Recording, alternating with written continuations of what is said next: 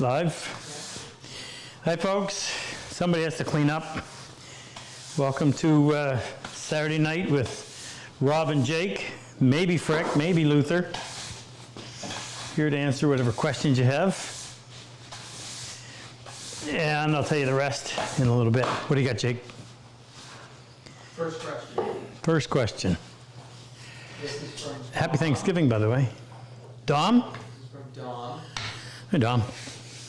in North Carolina, so I assume it is Dominique Dom Chavez. Excellent craftsman. And Marine EOD.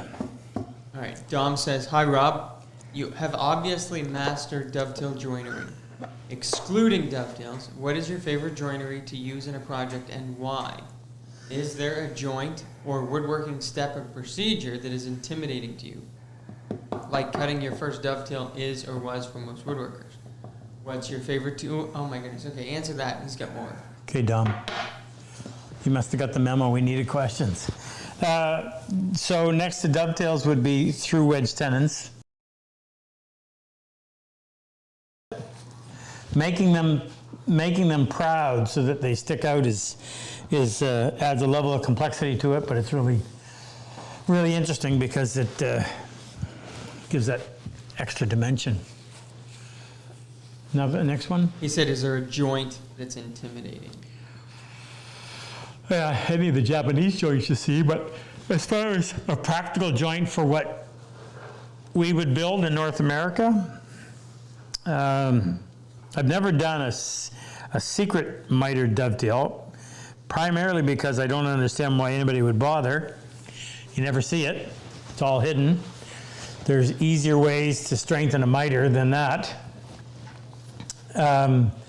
Probably the hard one is whenever you have multiple through wedge tenons going together all at the same time. That's complicated. Everything has to be perfect. Layout, everything has to match. Can't have anything off. That's a challenge. What else?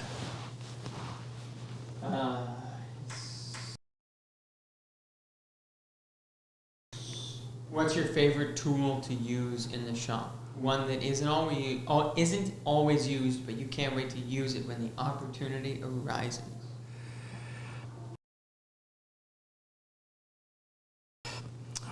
Well, I find opportunities. I'm looking behind me to see.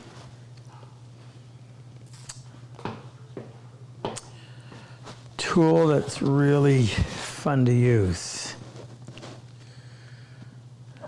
Well, this is probably not what you're going to think, but this is probably my latest and greatest.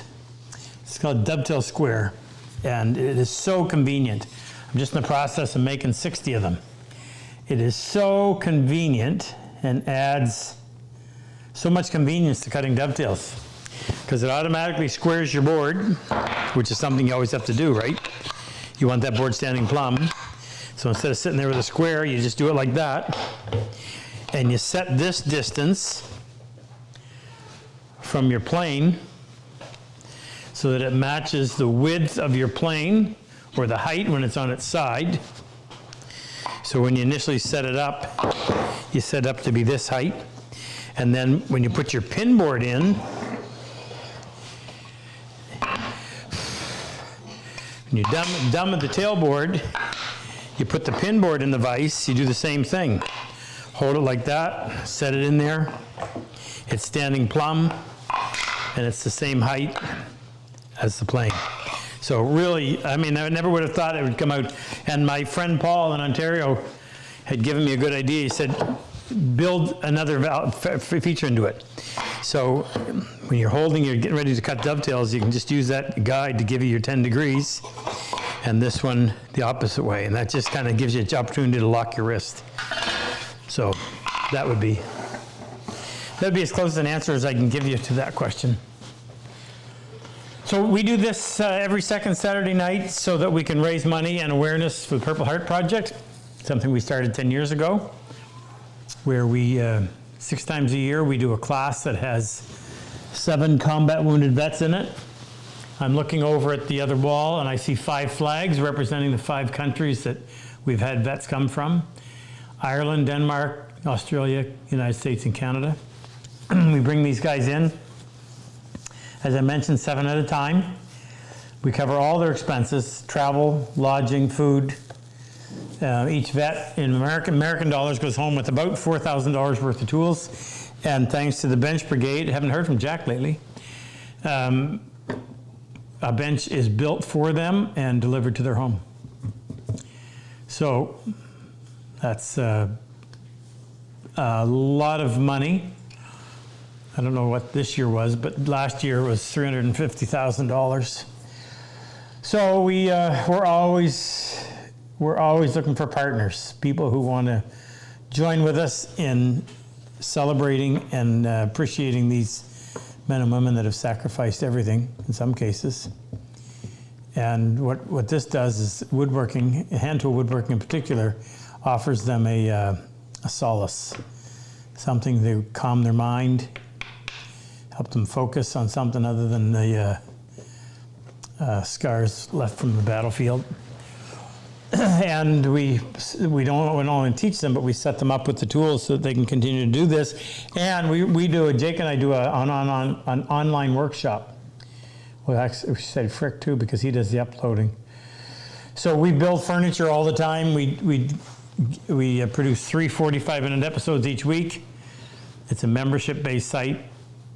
Combat wounded vets get it for free for life. So that's their connection to the craft. So if you feel so inclined, we would encourage you. Rather than a single donation, we would really appreciate... This Tuesday's Giving Tuesday. That's what we're pushing for tonight. Oh, yeah? Is somebody going to come on and talk about that? I don't know. Where's your wife? Doesn't she do that? See if contact her and see if she will. Anyway, the reoccurring payment is really helpful because then we know we are able to plan a little bit better when we know what's coming. Next question, please, Jake. Next is, I want to convert one of my rip cut saws to crosscut. Do I need to remove all of the teeth and cut new ones, or can I just sharpen the existing teeth to crosscut? No, you don't have to cut new ones. Other than most crosscuts are a little bit fewer teeth per inch more teeth per inch than rips do. But if you're going to stay with the same tooth count, but you're going to go from 0 degrees on your rip tooth to laying back quite a bit on your crosscut, but it still give you the spacing. So, no, you can do it. Make sure you get some good files. We have some. They're Gros Bay. Luther found them a couple years ago, and they're the best file that you can buy. The ones you buy at the hardware now end up leaving round little waves instead of nice, sharp, pointed gullets. And we sell them handled and unhandled? Yes. Yeah. Get on. That's on our site. Is Frick coming down? At some point, yes. At some point. It used to be that he would get here at 2 minutes to. Now he gets here sometime. Next, Jake. What is the best way to remove a scratch from the sole of a plane? I scratched my 5.5... What is the best way? Can I show them a t-shirt and get their opinion? Say that again. What is the best way to remove a scratch from the sole of a plane? Use it. Are you reading something? No, you left. Oh. Yeah, I scratched my 5.5 Wood River Cosman supplied plane by accident. It is not a deep scratch, but it's unsightly, and I would like to remove it if possible. Well, it's only a problem if it's raised edges and it leaves a mark. In that case, I would take a small file, flat file, fine, and run it parallel to the run of the blade, run of the sole, and that'll remove the high sides. But as far as getting rid of the whole thing, nah, I wouldn't tackle that. That's a lot of work. You gotta take that amount off the entire sole. I don't think I would do it. So Jake's, we're looking at some new merchandise. So this is, that's our plane. This is a t-shirt. What are you gonna do different about this already? The text. The text? Yeah. So it's a mechanical drawing of the plane with all the whoop-de-doopy features. Chris drew it up, Chris Davenport. And we're gonna do one for our Dovetail. So anything that we make that is unique, we will do it and put it on a t-shirt. Might be a good idea. Let them know. Tell us what you think. Next, Jake. What is the date today? The 29th? Yeah. We have a sale on, by the way, until Monday. Monday night. Monday night. What is it? What's the sale? 15% off. 15% off just about everything? Just about. Oh, I should also mention that we still have, the class schedule was released a couple weeks ago. We haven't filled any one class yet, but I think we've sold about 30% of the spots. So if you're considering coming here, and there's 3 reasons you should come. The first one is we can catapult your hand tool woodworking skills quite possibly 5 years ahead of where you're going to get on your own. Second reason is you get to participate with 7 wounded vets. And every civilian that has ever come to that class has said to me afterwards, I came for the woodworking, but I took home so much more. And that's what they were referring to. And the third is the food. Over the top. I wish I could present a meal right here. Actually, we're having one this Thursday. We're having our company Christmas meal, and Anita's doing it. And then right afterwards, we're going to have a bed building session for Sleep in Heavenly Peace, which is a chapter of a charity that we opened a year and a half ago to build beds for children that don't have a bed to sleep in. And I would encourage anybody that's interested to find a local chapter. Sleep in Heavenly Peace. We build beds for children between the ages of 3 and 17 that don't have a bed to sleep on. And there is a huge need. Go ahead, Jake. Okay, next. Do you ever have to clean out your shaft and lapping plate? And are you ever worried about cross-contaminating grit from a coarse stone to a fine stone? Where's my lapping plate? Is it in the other? Yes, I do. Don't use a piece of metal. Use something that you can scrape with, though, and wash it. But that's just because I'm too absent-minded to do it. Rinse it off after every time I use it. And it'll cut a lot better when you do. And what was the other question? Do I ever clean the shaft and lapping? Worried about grit. Oh, people. I just recently started, when I use it, lap or flatten the 16,000 first, and then the 1,000. Rinse it off after. And when I'm sharpening, I'll just do a quick little brush of the blade when I go from 1,000 to 16,000.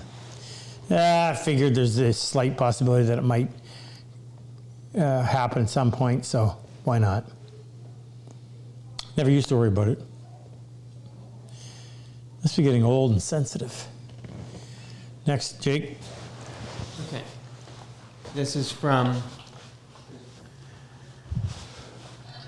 Dave Stifler in Indiana, Pennsylvania. Hey, stay, Dave. I'm making interior doors out of white pine with through mortise and tenons. Yeah.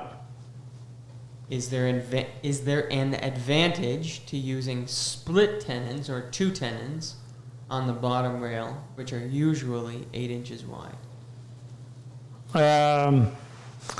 So I assume well, there's 2 things. You may be talking about expansion, and I don't know if it's going to make any difference.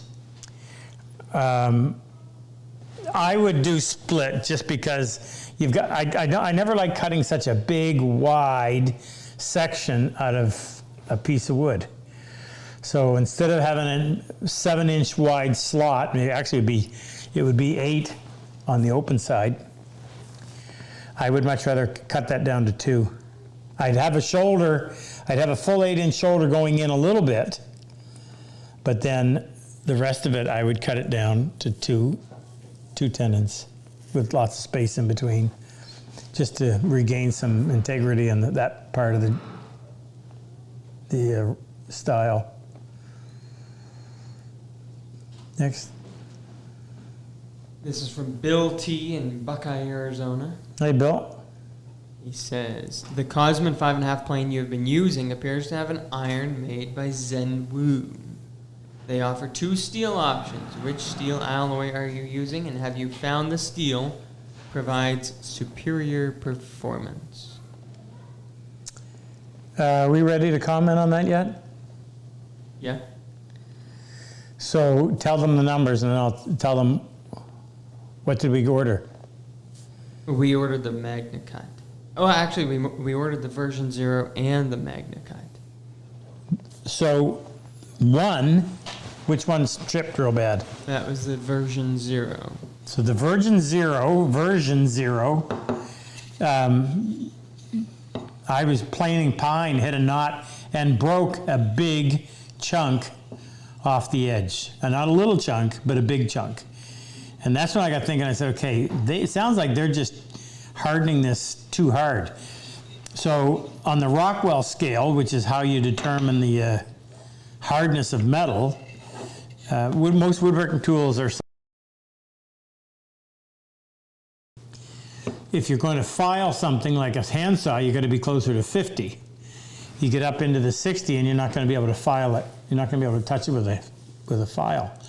You get over 62 and it gets brittle to the point where it has no shock resistance. Hit something hard and, well, it would stay sharp long. Hit something hard, it breaks, fractures. So I don't, it's kind of a cool looking thing, but I don't think I'm convinced. Yeah. Well, that one in the plane right now, I think, is $175 US. Okay. So if a blade costs $175 and an IBC blade costs $50, then this one better be. Whoa. What? A what? IBC costs what? It's 50. No, an IBC costs 110. 110 for just the blade? No, but I'm not quoting you just the blade for the Zenwu. Oh, well, what's just the blade? I don't think you can buy just the blade. So blade and chip breaker for a Zenwu is 164. 164. And a blade and chip breaker for an IBC is? I think it's 110. 110. So that means it would have to stay sharp that much longer in order to be considered worth the money, I would say. How else would you evaluate a blade? And I don't think it meets that test. But I'm still using it, so I will. I'll give you a fair assessment of it a little bit later. Not tonight, but I'll spend a little more time.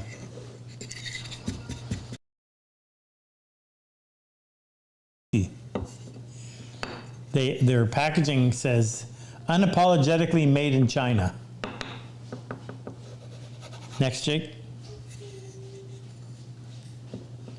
Is it possible to make a portable shoulder vise that can be clamped to a workbench? Hey, whatever happened to that plan we had about? It's still out there. We just haven't finished it. So we're working on a plan to make a shoulder vise that you can attach to our MDF bench. I'm sure you could. I'm sure you could make a shoulder vise that would be portable.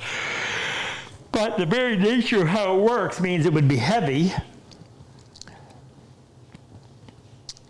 I would think that a larger Moxon vise would be a better option if you want portability.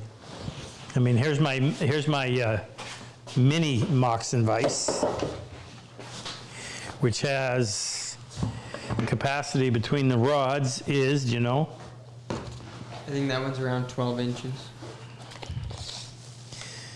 It's So you got 12 inches between the rods, and you can buy the kit we sell, and you can make it as big as you want.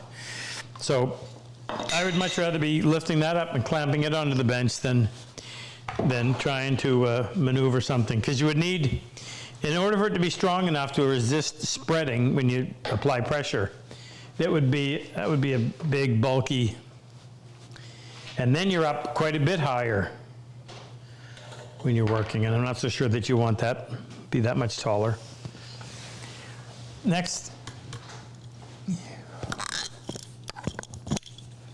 Rob, this is from Marvin in Ontario. Hey, Marvin. Rob, a while back, you showed how you made some oak look great. You showed how the weathered oak. Great. Could you show it again? Show it? You have to run over and get it. I'll tell you what I did. I can't demonstrate it because I don't have. So I took red oak, which is an ugly wood. Amazing. Sandblasted it. So when you sandblast it, the spring wood that grows really fast is very weak, and it erodes quickly, and it makes it look like driftwood. So I sandblasted it, and then I put vinegar mixed with iron filings, let that sit, and I don't know what it creates, but it mixes with what I believe is called the tannic acid in oak, and it turns it a weathered gray, which is a nice weathered gray. It was easy, very easy. The hard part was when I did the box. I made an oak box. Jake's gonna go get it when Frick gets here. I made an oak box, and I only wanted to do the outside. I wanted the inside to be left, pristine. But the vinegar solution being like water was almost impossible to prevent that from spilling over to the inside, hard as I tried. But what's it hard to do? And you can buy a portable sandblaster if you're in Canada at Canadian Tire for very little money. Bag of sand, blast away. I've done that quite a bit. I always liked that weathered appearance. Next, Jake. Remind me to bring that over. Yeah. A while ago, this is Hilton Baisley in Cornwall, UK. Hey, Hilton. He says, Rob, a while ago you did a review of a Clifton 5.5. Did you try an adjuster on it? Because as an old duffer, I'm finding it even ever harder to turn the wheel. Actually, no, but I just spoke to a customer, and he just sent a note in. We sent him an undrilled adjustar that he drilled and tapped himself, because Clifton uses a different thread pitch than what Stanley uses and what Lee Nielsen uses and what Wood River uses. Those are the three common ones that we carry, and he was able to get it to work. So the possibility's there, but you have to get your own tap, because there's just not enough Cliftons out there. In fact, we probably have only been asked a couple of times in the 4 or 5 years that we've been selling these. But I agree with you, it's hard to turn, and this is a great solution. Next, Jake. Before the age of electric routers, how were profiles put on curved pieces like tabletops? Well, if you're talking about just a straight section, a molding plane. If you're talking about a curved section, you could use a spoke shave. You can quite easily cut a scraper to a profile and use that to clean it up. An intricate shape, I don't know. I'm thinking of how would I go about it if I had a round table and I wanted to put a profile on it. As long as it's an outside radius, it's easy to do with a plane. Tedious, but easy. As soon as you start to get some coves, and as well as some beads, then it gets a lot more difficult. So I suppose, I think the final cleanup would be a scraper. I mean, I've got scraper blades in here that I've, don't have them in here. Well, I mean, you can do just about anything to a scraper. I needed the inside profile cleaned up. So I took the end of a scraper and I shaped it like that and cleaned it up, and it would cut. I wouldn't use that for hogging off all the material, but it would certainly go in and do the final cleanup. I had some scrapers where I had a profile cut in them, and I don't know where they are.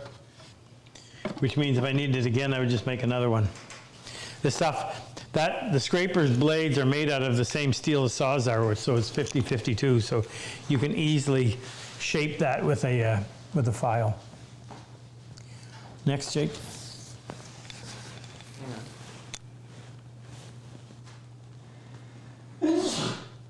I'm looking at my nice, well-organized lumber rack. So Andrew Burho, who is a combat wounded vet, forward observer, been working here for a while.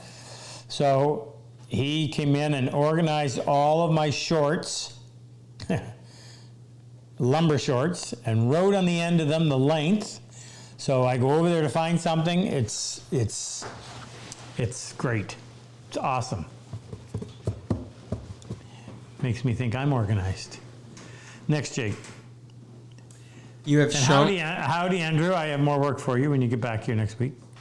Don't forget, Thursday is our big meal and our build. What, Jake? This is from Gary in Ventura, California. Hey, Gary. I've been to Ventura. I used to teach at the woodcraft store down there. It's closed You have now. shown a small shaker chest of 7 drawers. I don't know what he's referring to exactly. But he said, could you describe the joinery and assembly? Oh, was he talking about the mothers? I don't know. That's got lots more than 7 drawers Yeah, in so it. I don't think that's it. And the big cherry, the cherry one has 5. So which one has 7?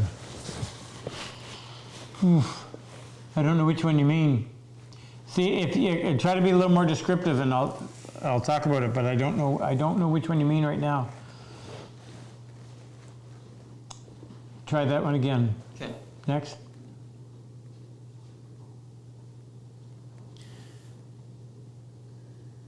In a piece of furniture, what are some seemingly small details that can make a big difference aesthetically? Simple ones. Simple ones are the best. One would be proportion. And a good example of that is Kyle Perrell, well-known, famous craftsman in Newfoundland. Kyle did a box once, a little wood hinge box, and he just nailed the proportions. It just looked so good. And that same box, I mean, it wasn't the wood, it wasn't the joinery, it was the proportions were just knocked it out of the park. So if you can hit the proportions just right, and there is a pleasing length, height, width ratio that just looks awesome. Obviously, the wood. And you got to remember with the wood that everything is going to fade or darken over time. So what you think is fantastic right now won't be as fantastic. I've got some stuff at home that, you know, the walnut gets gray, the cherry gets bleached out, almost looks like birch. The pine ages well, but you got to be careful putting all your eggs in that basket. Subtle, say the question again, please. Bring me back on track.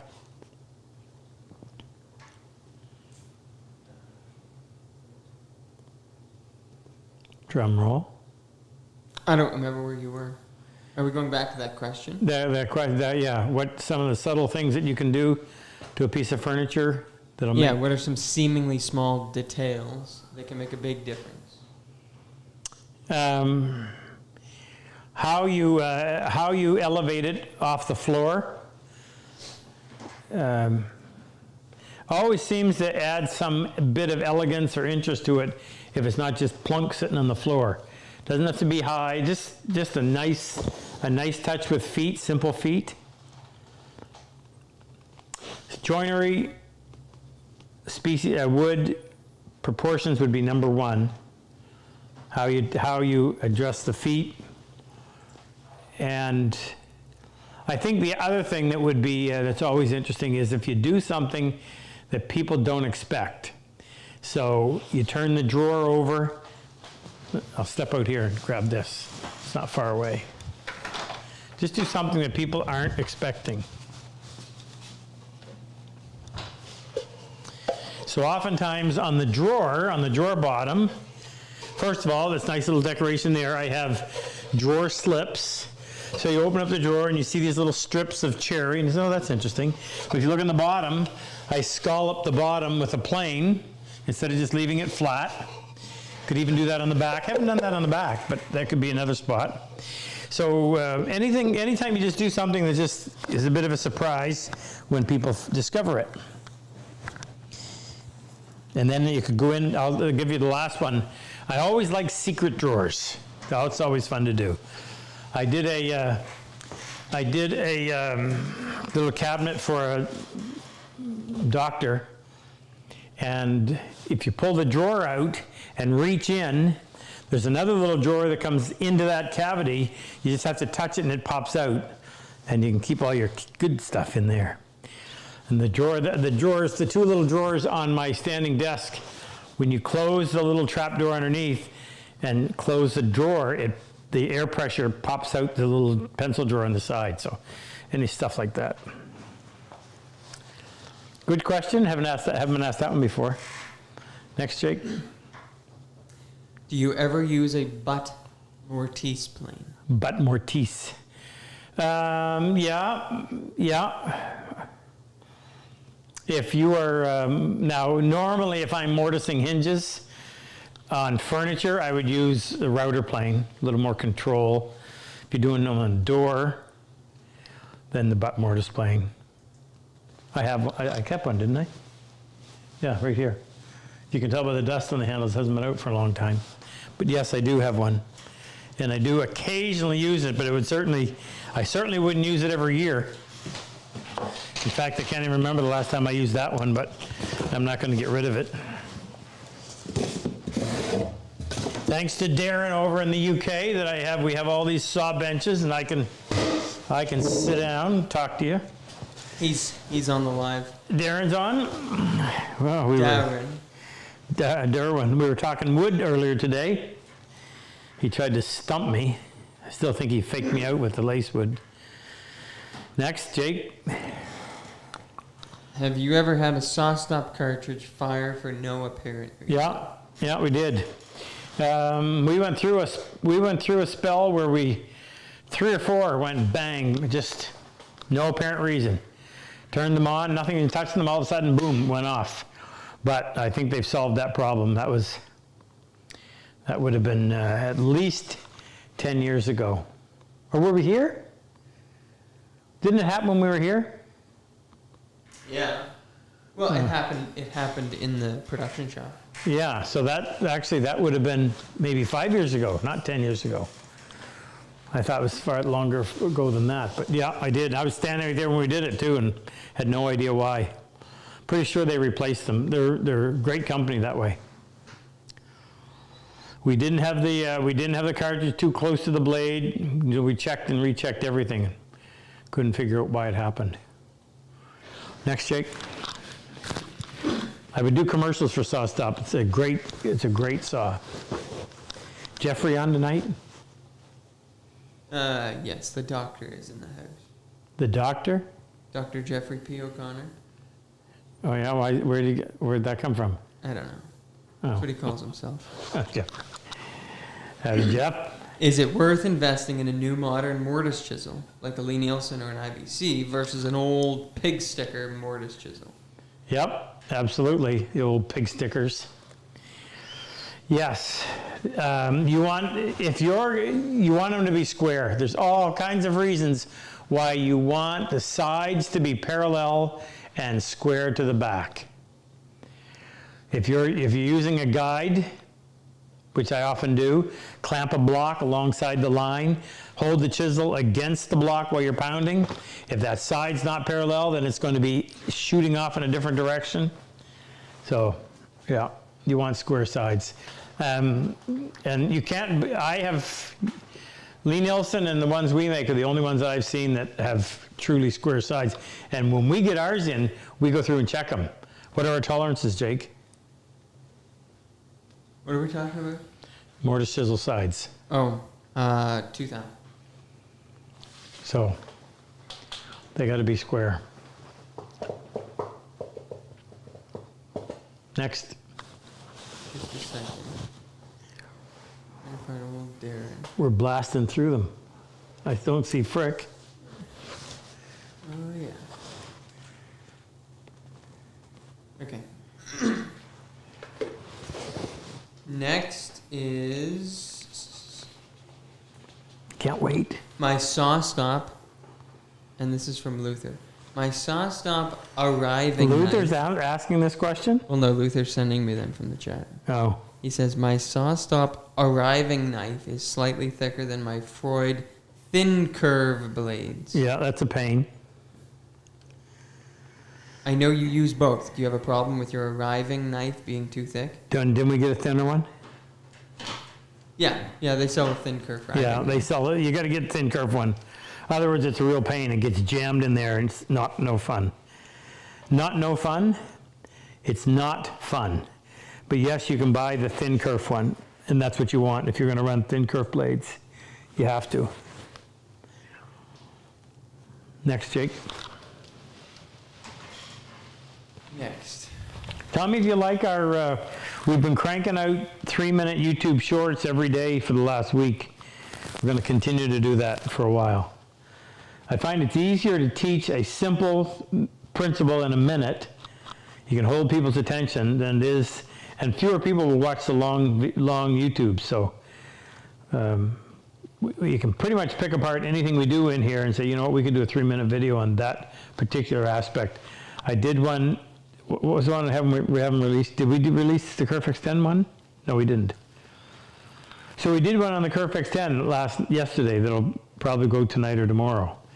And talking about how much easier it is to use the Curve Extend to finish the cut than to go in there and have to pare those sides, because students would always, in the process of removing that material, remember your dovetail saw can only cut on a 45, well not a 45, but on an angle.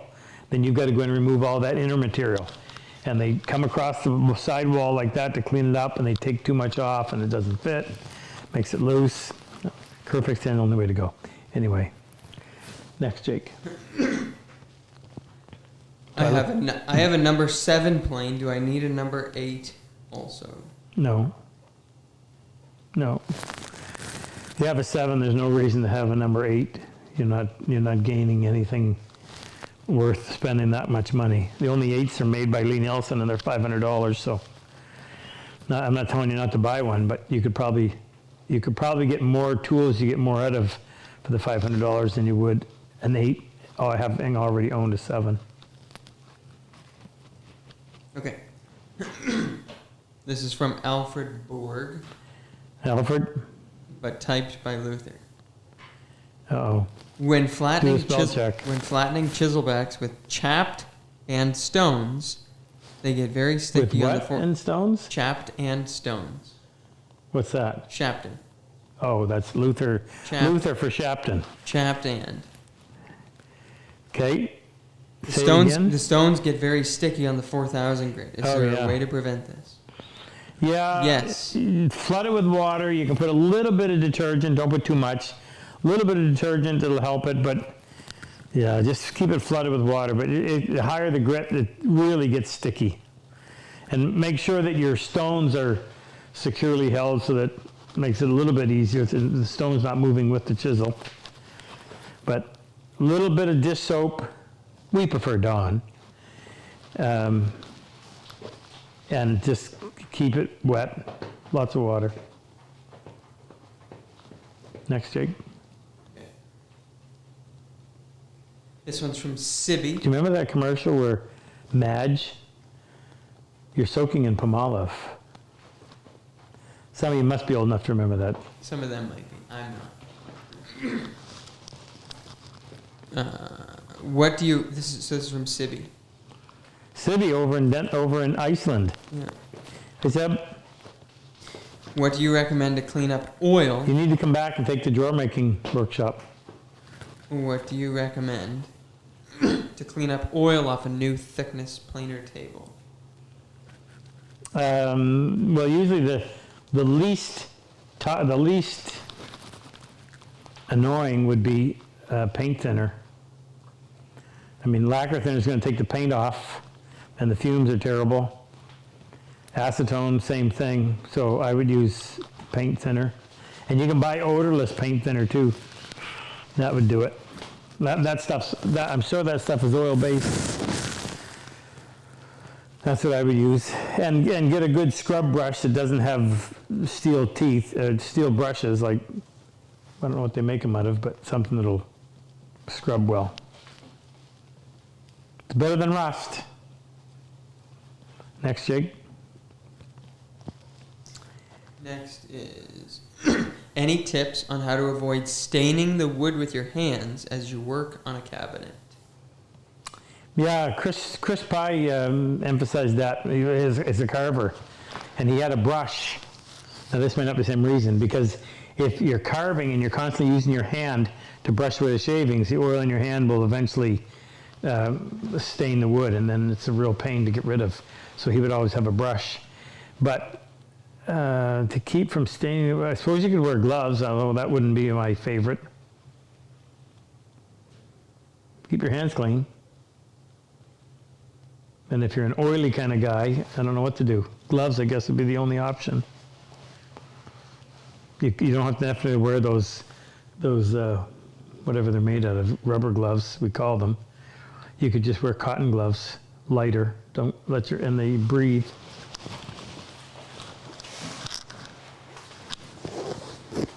Anybody gonna ask me to do anything? I'm just gonna sit here and talk. Here's a good question. It's from A Matt. Just A Matt in the chat. A Matt in the chat. Matt in the chat. Hey Matt. Any tips on doing really large joinery that wouldn't occur to someone doing small hand tool work normally? For example, big dovetails at a workbench when I've only cut small drawer-sized dovetails. What was he asking? Any tips? Yeah. Frick, would you go down and pick up off the... Huh? Is he here? Yeah. Down there's a weathered gray, sandblasted couple of boxes down there on display. Bring them over, please. Where? Where we display all this work. It's a weathered gray. There's two of them. Sorry, Jake. Let's try that again. Oh, yeah, doing big work. Tips. Well, first of all, nobody ever thinks about how you're going to cut dovetails in the end of a board that's 6 feet long. So you got to think that one through. The last one I did is right behind Jake. I started a coffin for a friend, and his daughter decided they weren't going to use it. But we took them into the other shop and got up on top of a platform, clamped it on the railing, and sawed them that way. So that's something you wouldn't normally deal with. Just the sheer size, just the muscle you have to exert in order to move around big pieces, like when you're cutting dovetails like that. And that's a whack of chiseling too. Remember wailing away on that. So you're going to want a saw that looks something like this. This is the next saw in... Well, who is that? Oh yeah, we started 45 minutes ago. You didn't tell me. Yeah. Oh, I it's dare say only you got on the same email schedule. everybody else got. So there's a bench saw, and keeping the same thick 35 thou thick Did he blade. leave? Huh? Did he leave? Oh, yeah, he's offended. Too bad. So if I'm going to cut dovetails, I would want to do them in something like that, or with something like that, because you can't get the depth you need. Big stuff. Just, you want to have somebody to help you move it around. When you're building a bench top like this and you're having to flip it over, and it's heavy. Here's the, you're going to be able to come in close. Frick, are you going to come monitor this so Jake can pick up the camera? All right, I'll wait. Go ahead, Jake, next. Okay. With Lee Nielsen and Wood River Plains costing so much now, do you still not recommend refurbishing antique Stanley planes? And if so, why?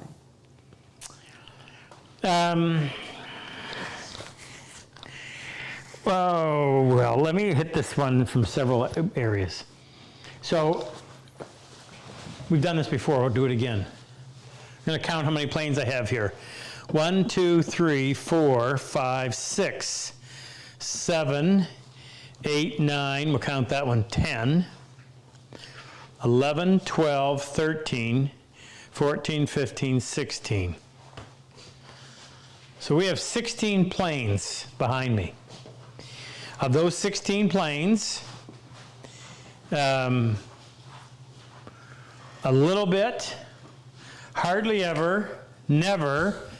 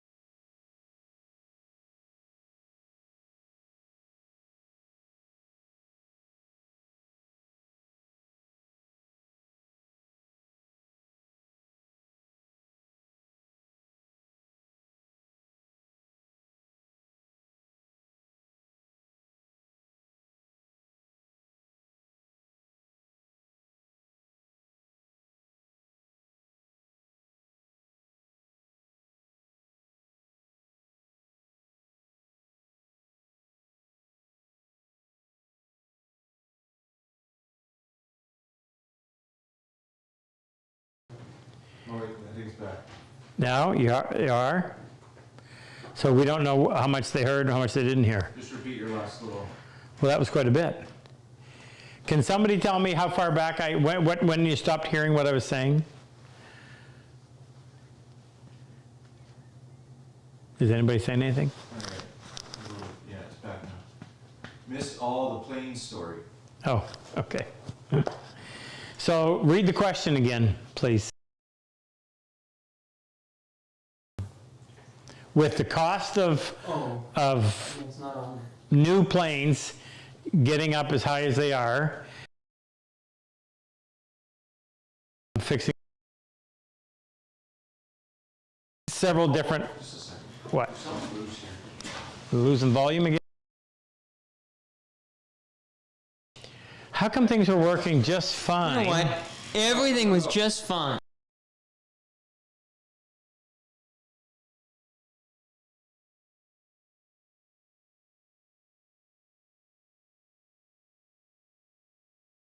We don't. Yeah, something's loose. Now we do.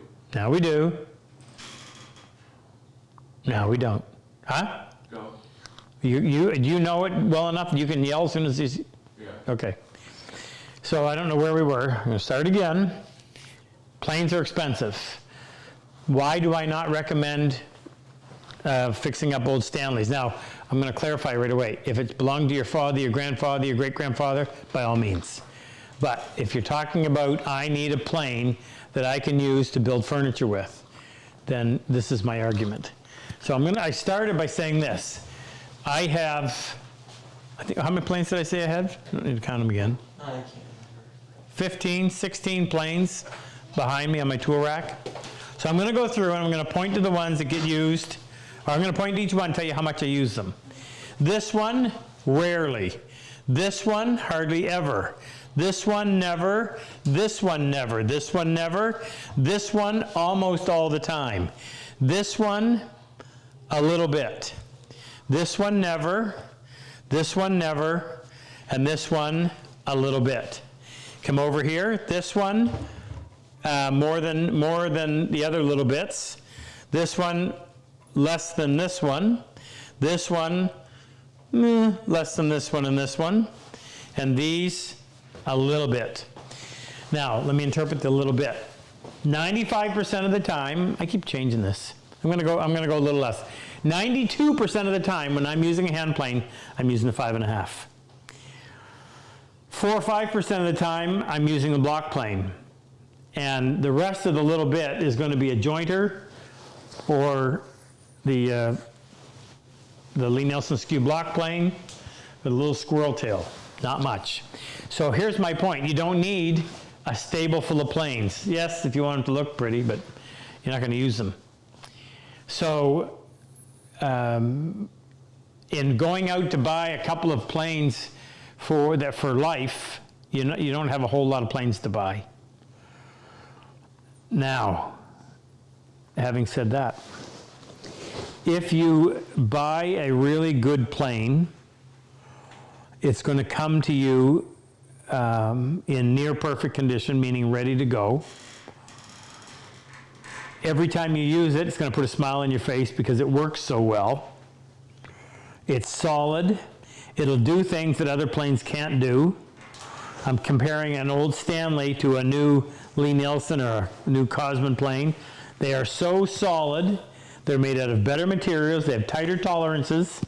That when you plane, there is no vibration and you get this flawless surface. The same Stanley with the blade taken out of one of these, and there's a high-pitched vibration noise, and you can plane them side by side, and you can hear the difference. So if you were to take an old Stanley and say, okay, what do I got to do to bring this up to snuff? Well, chances are the sole's not going to be flat, so you're going to have to flatten the sole. The sides is probably not going to be flat, square to the sole, so you're going to have to do that if you want to use it on a shooting board. Depending on which one it is, the chances are that the frog does not seat perfectly to the sole. You're going to want to replace the blade because the old Stanley plane blades were anywhere from 75 to 80 thousandths of an inch thick. They were super thin. Chip breakers were annoying to have to set up. So you want to get a new chip breaker, new blade. If you get a thick blade, then you're going to have to buy one of our little, when are they ready, Jake? They should be here soon. Yeah. The blade, we make a blade designed to enable your Stanley plane to use a thick blade. And they should be here fairly soon.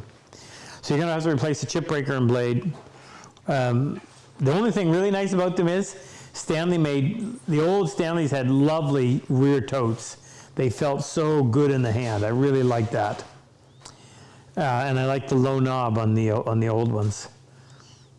Either way you're putting lipstick on a pig because castings weren't heavy. Especially the longer planes, they're not going to be flat. And that's more work than you're going to be able to do in your shop if you're talking about flattening a number 7 or a number 6. So the argument is buy a new plane. Yeah, buy a new plane. Buy something that from a company that's going to send you a plane that is literally ready to go. So you don't have to do all the remanufacturing. You have to learn how to sharpen. We always send ours up already sharpened. Now that's not as big a deal as you think because how long is a sharp blade going to last? Not very long. But we do it so that the people receiving it will have had a sharp plain blade experience that they can use as a benchmark for learning how to sharpen themselves. How's that for a long answer to a short question? Next, Frick. Jake, are you watching for vets for me to say hello to?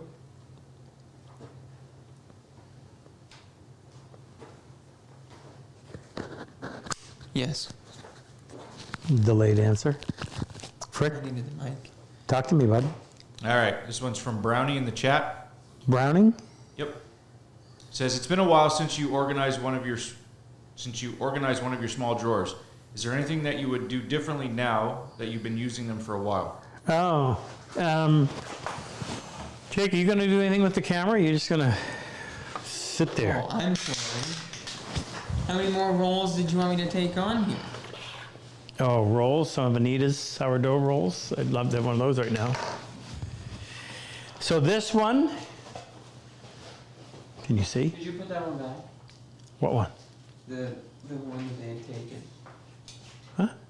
They had taken, never mind, you obviously didn't know. Who took something? Erica took one. Erica took what? One of my drawers? No, never mind. So my, this drawer that has all the Allen wrenches, absolutely not. Works perfect. Perfectly. These ones haven't been done yet. This one, with all my dowel center finders, yeah, never use it, but they're actually the only thing I would have done differently now is drill the hose a little deeper because every time you open the door, they jump out. That one hasn't been done, nor has that one. This one, with all of the stuff for doing wood hinge, it's nice because you see exactly where everything is. That one is good, wouldn't change that. The money drawers, they're still not done. These ones. This one's good. I use the scissors a lot. I always put them back. I always know where they are when I go to find them. Measuring tape, if I lose a measuring tape, there's always a backup in there. Hey, where's that? Oh, I have it. Where is it? My house. Oh, wonderful. That'll never come back. This drawer gets used a ton. Hey, did you see my favorite pen? There's 4 of them. Yeah. I can put one back in here. This is I like this. This is my when I need one, I know I can go here and find it. And my glue bottle. Where did you just glue? It's a chance for me to restock this. Here. Here.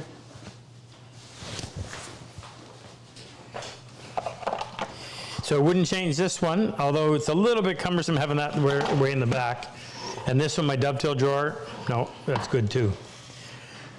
And these ones over here, this one, my tape drawer gets used a ton. And I keep all of my tape. There's one missing. What was in that back corner? Oh, the duct tape. Did you take that too?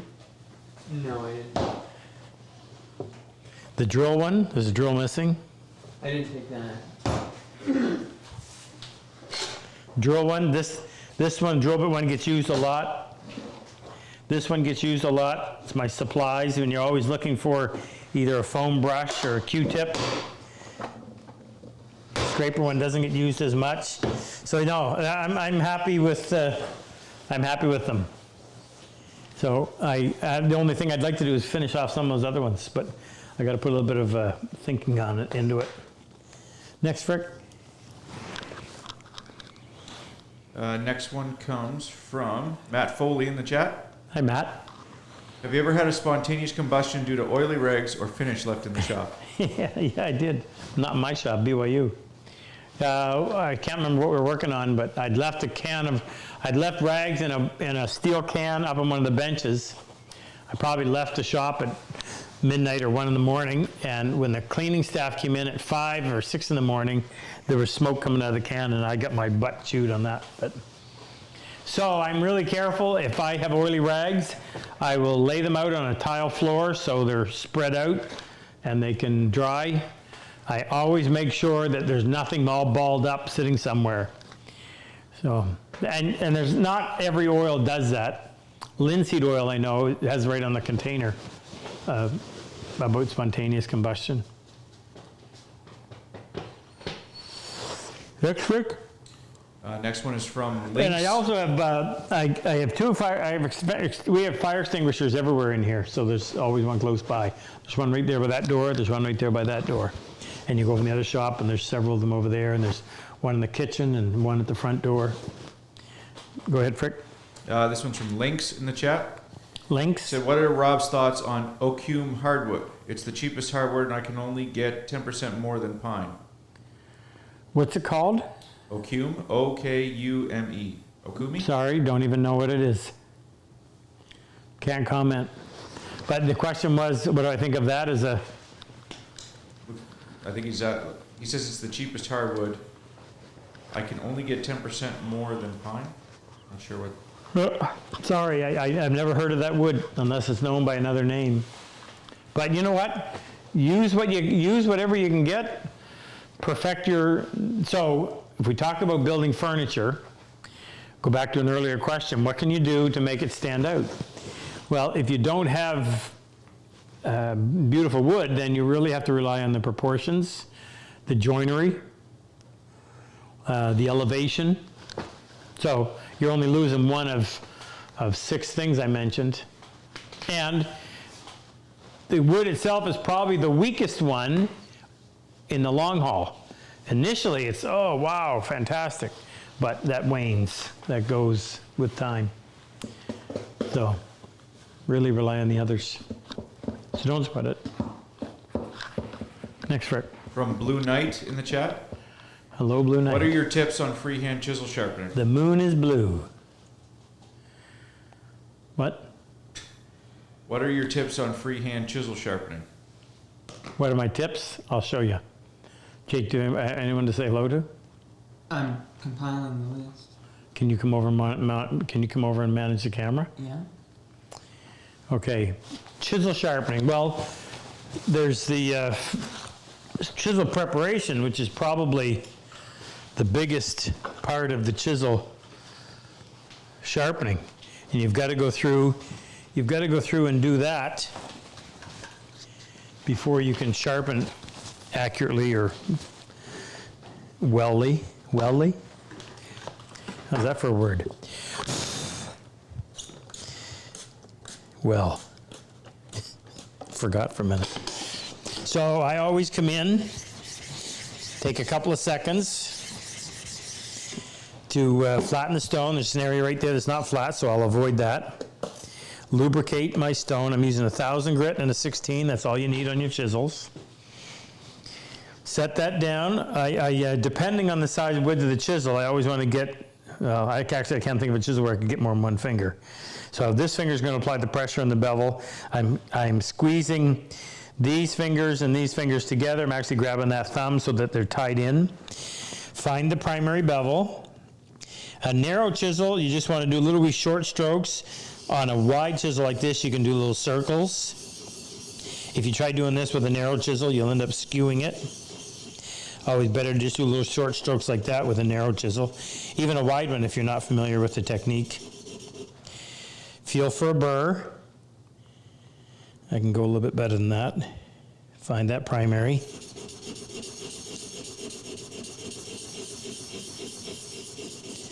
Oh, Jake, remind me to tell them about the new stones that came in. Now I have a burr.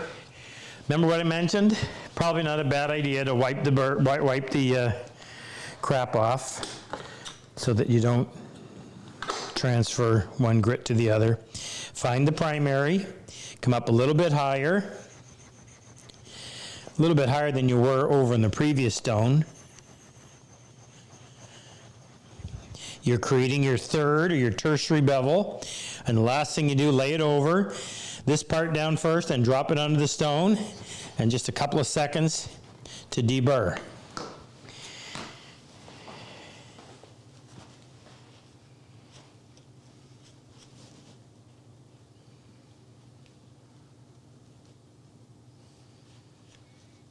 Now, I'm looking at that, and I may not have come up high enough. I don't think I did, because I should see dull, little shinier, and then super shiny.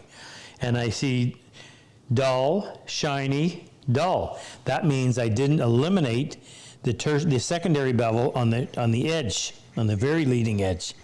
So I'll go back in with the 16, do a little more work, a little bit higher. Remove the burr.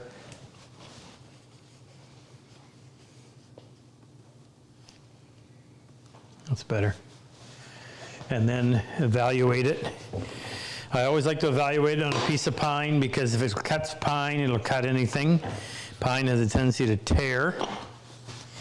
And you should be able to just come in there and slice that with no effort. Lots of control.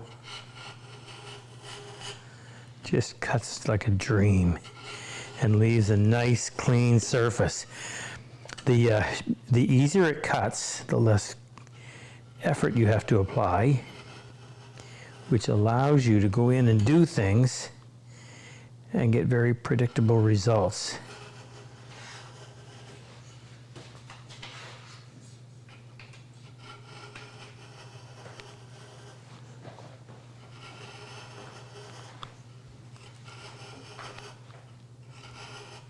Very fun.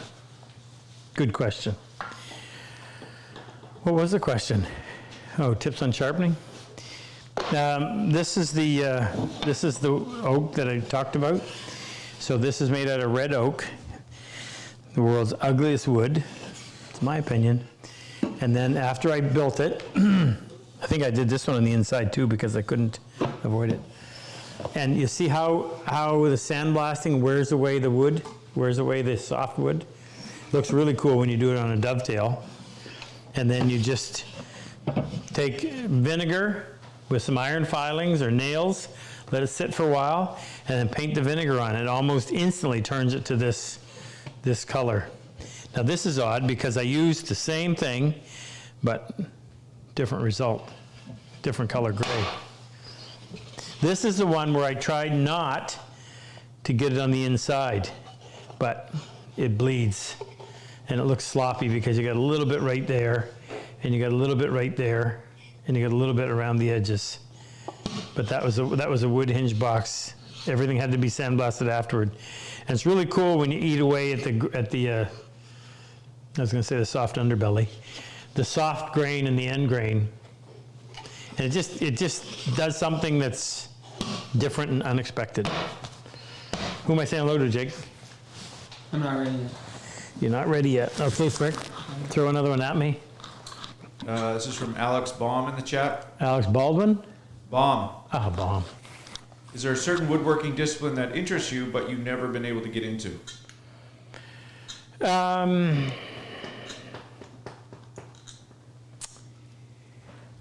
Yeah. I would like to harvest lumber. I would like to cut the tree, process it, dry it, and use it. And we've been toying with the idea. I kind of thought this would be a neat idea. In conjunction with the Purple Heart Project, Training the Hand, we would take an afternoon out of the class, and we would go cut up a tree, cut up a pine tree, sticker it, do everything we would do, and eventually the future classes would be using that wood. So everybody would be processing wood that will be then used by a future class, and they'll be benefiting from a class that had already done it. And we kind of have the space to do that here on a small scale. So that's maybe not what you were thinking, but I'm not interested in carving superfluous stuff on furniture. That has never been an interest. Instrument making, never had an interest. I built organs one time for a guy, but as far as building guitars, no interest in that. I've done some decoy carving, and that was fun. I might eventually want to do that again. That was actually enjoyable to do.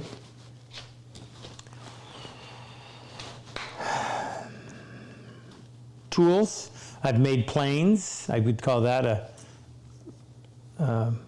another discipline. I did that and enjoyed it, and I might get back into doing it. Well, we actually do it. We make drawer bottom planes. Occasionally we make planes that are custom planes for a class we're teaching. Good question. Next, Frick. Next one's from Roto in the chat. Roto. What are the handles of your plane on the bench made from? It looks like bakelite. Oh, the black. It's a wood fiber and resin composite. So it's strong, it's heavy, impervious to moisture, doesn't require a finish, which is nice. It buffs up really nice. Machines beautifully. I turn it on the lathe, I route it, sand it, everything. So it's been around, the company's been around since 1942, I think, is when they started making it. But, and it's nice to the touch too. It's got a lot of great features. Strong is, excuse me. Oh, and I forgot stable, it doesn't move. So it's what we use on our saw handles and on the plane handles. I actually thought about doing it for chisel handles, but it's really heavy, and it might be too heavy for a chisel handle. But we should try that, Jake. We should try doing some handles on that. Chisel handles. We've got the extra thick material. But what's the benefit? Well, somebody wanted everything to be the same. Next trick. Are you still compiling? No, I haven't. No what? I haven't. You have it? This is from Jimmy in the chat. He said, Wait, it's my turn. oh, you are done. Yeah. Okay. But unfortunately, I can only go back about 15 minutes in the chat. Why? Well, it's live. That's as far back as I can go. So I only have 6. So if Jake doesn't call your name and you're on there and you've been to our class as a wounded vet, then you need to say something again. Say @Jake in the chat so we can give you a shout out. Let me guess. Jeff O'Connor's on there. Jeffrey, I've already said hello to Jeffrey, good friend. Combat wounded Marine EOD, pardon me. Oh, you get me now. Navy EOD. And Sid on? Jonathan Sidney. Jonathan Sidney. Ran into him the other night, and I was having dinner at a restaurant in Fredericton. My wife doesn't like eating there. I looked up, and there he was taking a picture of me, trying to blackmail me or something. Sid works here, 32 years, combat engineer, retired Canadian Army. Andrew must be on. Andrew Burrows. Andrew Burrow. James Burrows. Andrew James. James Andrew. James Andrew. I already talked about him. He's my great organizer. Combat wounded forward observer. Works here 1 day a week. Great guy. And I'm going to guess and say Kevin Burris. Nope. No Kev. Okay, I'll just start. No. John Beck, Santa Claus. John, I should have guessed. Santa Claus. Navy, John was a corpsman? He could have. He was Vietnam. Huh? You could be mistaking him for another one. John, tell me. I think he was a corpsman. The Vietnam era. Who else? Jay Levy. Lives down in Clarksville, Tennessee. Good friend of Danny Bell's. Who? Jay Levy. From what class? Jason was here. He was here last year. Okay, yeah. He lives in Texas now. Tejas. Jay? Nate Hoffman in North Carolina. Nate? Now, why is Nate just popping into my head? I either saw a picture of him just recently or something came. I didn't see Mm. But he did. Howdy, Nate. He did just text me and say he bought 35 acres down here in North Carolina, and he has some sizable oak trees and plenty of holly. Really? Down here. Well, listen, before you cut that holly down, call me, and I'll put you in touch with Mel, because holly's a really peculiar wood. You have minutes to get it cut up once you knock it down, or it discolors. So that may be the reason why it's not commercially available. Okay, that's not count. And then Thomas Grimstad. Thomas. Thomas was here in our drawer making workshop. Great guy. Newspaper did a story about him when he was here as a student in 2019. Michael Hi, or Hi Michael. Hi, Mike. Mike, I just texted him with Mike. What were we talking about? Oh, he's gonna sign. He's taking one of Jeff's classes. He's gonna be easy on him, Jeffrey. Yeah, he's looking forward to it. He wants to connect. Kev Burris. I just asked you that, and you said I Ken know, wasn't. he hadn't. Oh, howdy, Kev. Kev contacted me the other day with a good idea. We're discussing that, Kev. So the Burris jig. And the last Kev's one- a combat wounded Navy EOD. I'm sorry, Army EOD. Someone told me the other day, this Navy guy, this Marine guy says, Army stands for, are you ready for Marine jet? Comment. I'd never heard that before.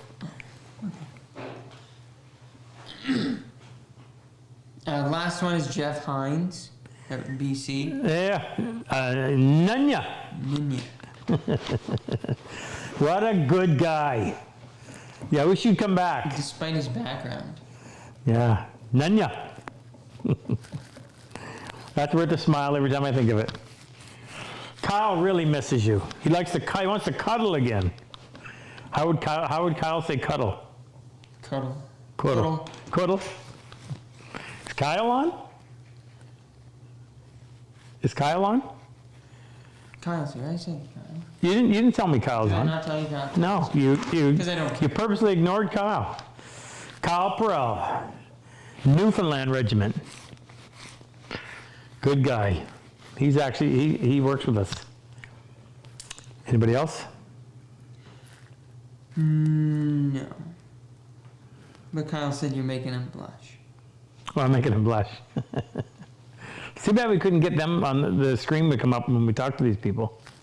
I just want to ask Darren Egan's question from earlier. He said, why do the bottoms of the gullet of a sawtooth have to be a point? Why can't they be rounded? Good question.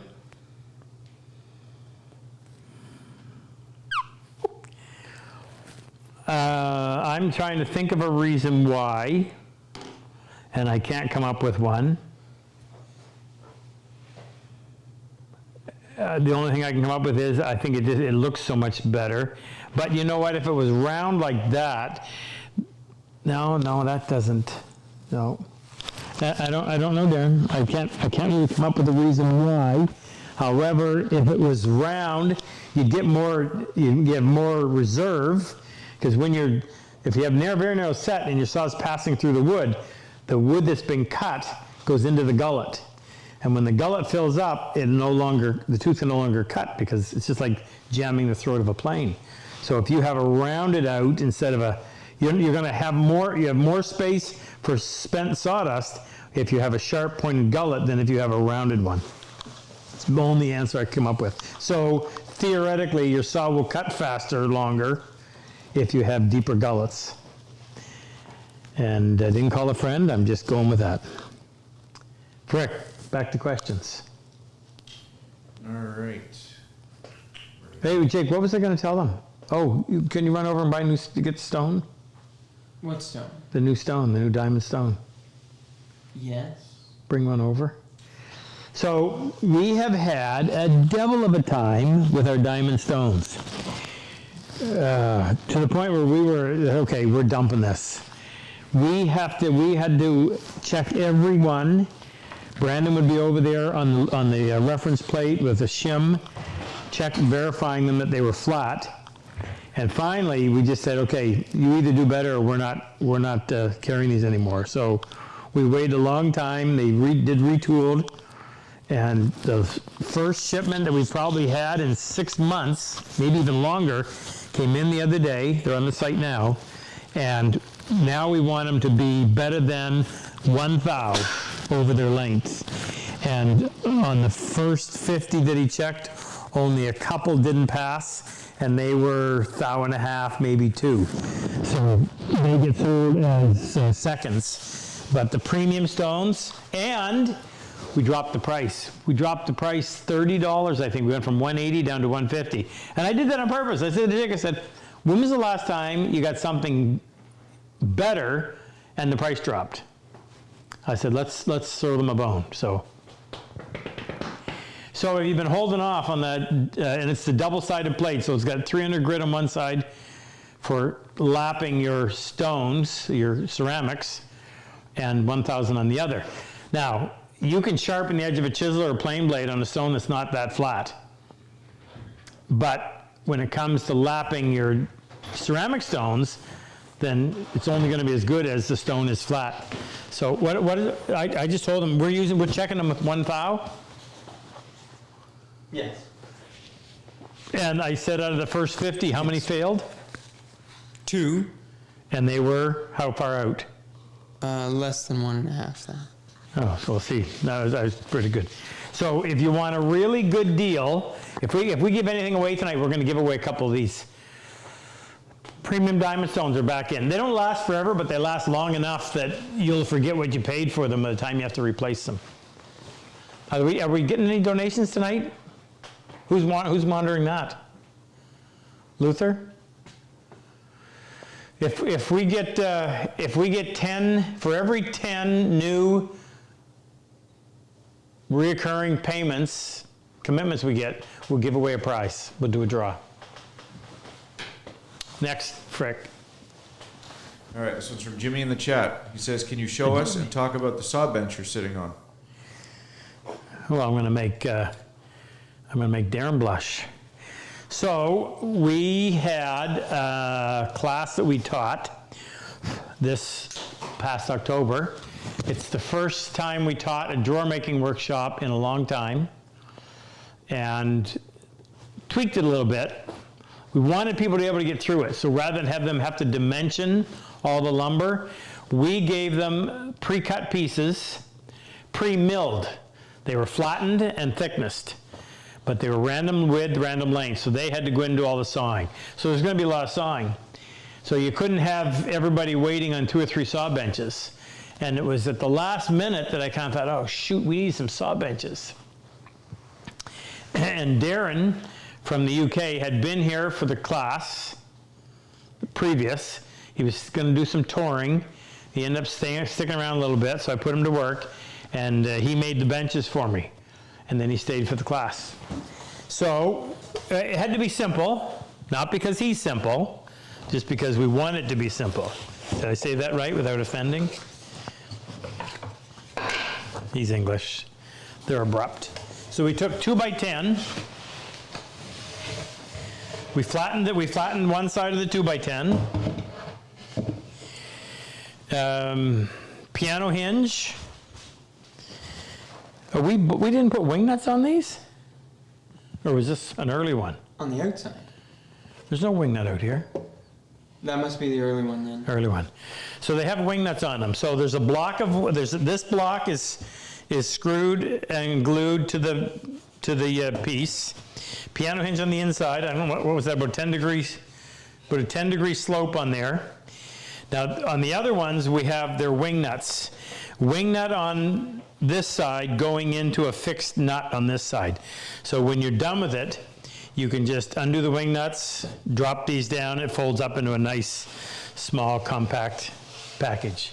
We cut little recesses here, little hollows, so that it's a little bit easier for it to sit flat.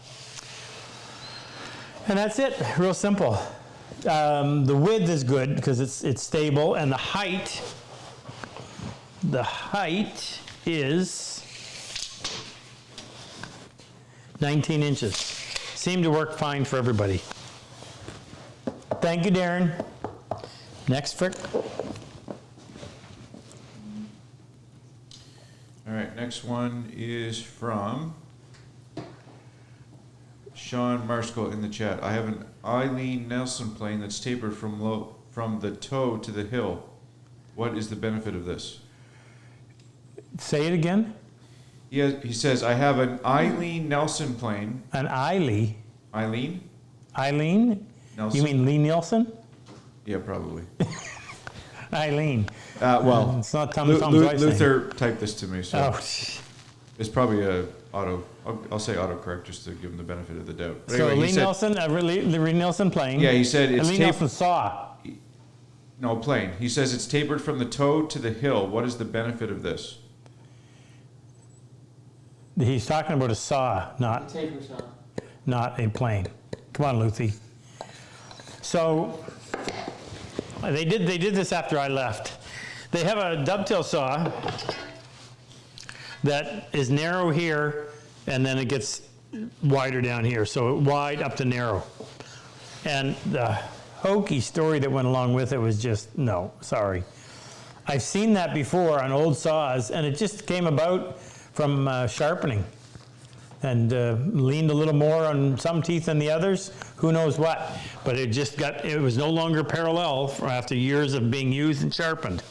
But to try to convince me that there was any other reason, any functional reason to have it saw tapered like that, no. Not buying it. Not doing it. Next All right, I got one from Nunya. Nunya. He says, how can you do nothing if you got nothing to do nothing with? None of your business. So, How can you do nothing if you got nothing to do a thing with? Kyle will have to answer that. He must feel so out of place. He must be like a fish out of water. A newfie living in BC. Holy. Was he, who was he friends with? That else that came to the class at a different time? The other two guys that are No. No? He wasn't with them.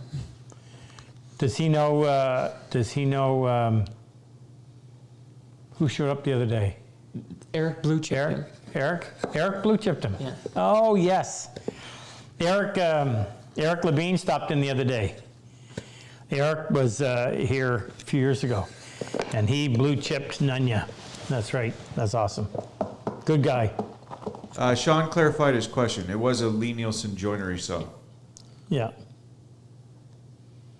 Yeah. I can't give you any reason. I can't think of any reason why a tapered saw, the small taper, would make any difference. I think it was an. I think it's yeah. I don't buy it. Sorry. Next, Rick. This is from Sean Joy in the chat. I have some rust on my Wood River number 5. How can I remove it safely and apply something to keep it from happening again? Get yourself. They're on our site under tool maintenance. Is that right, Jake? I think it's under miscellaneous. Miscellaneous. This is it's Luther would call that a Sandiflex. Sandiflex. It's Sandflex. It's rubber with silicon carbide all the way through it. You want the green one. There's 3 grits, red, green, and yellow. Green's in the middle. That's the one that will clean up your plane quickly, fastly, and it won't leave. It won't show a mark. Let's see if I can demonstrate quickly. See, some of the planes I don't use very often have any marks on them. I got to put that back in position. Jake, how come I don't have any blades on half of these planes? You never used them, so I took them away from you. Okay. I can't find anything. I've demonstrated this before. It's a miracle how fast it works. It's just lickety-split. Well, since I can't find that, just buy it and trust me. The other thing I'll tell you is the way to keep rust off is to buy silicone impregnated tube socks. We sell them out on there as well. There's 4 different sizes. Find the one that matches your plane. It doesn't put anything on it, but it keeps moisture off of it. So if you're done with your plane, you put it in the sock. It's like a long tube sock with a drawstring on the end. And take it out when you're ready, want to use it. So I'm not one to be sitting there brushing oil, wiping oil on and off. No, that would drive me crazy. So that's the best solution. And when it comes to saws, we have these saw cases that have VCI in them. It's vapor corrosion inhibitor. It's a paper, crinkly paper. It's in the material. Again, it doesn't leave anything on the saws, but it creates a barrier magically. Amazing. Magically creates a barrier between the steel and the moisture. And if you believe that, you'll buy one. But they actually do work. We tested them. We tested them down in Florida. Next, Frick. From Chelsea in the chat. How do you do wooden inlays and wooden strings? That's a big question. I've never done string inlay, but it's a matter of, now wood inlay I have, you have to cut the profile of the wood that you're inlaying into the other piece. And it's carefully cutting the outline, easy to use your small router plane. That's to be the one that I would use, because you can get different size cutters on this, and you would use your small router plane to cut the area out. The only part you have to be really careful with is on the perimeter.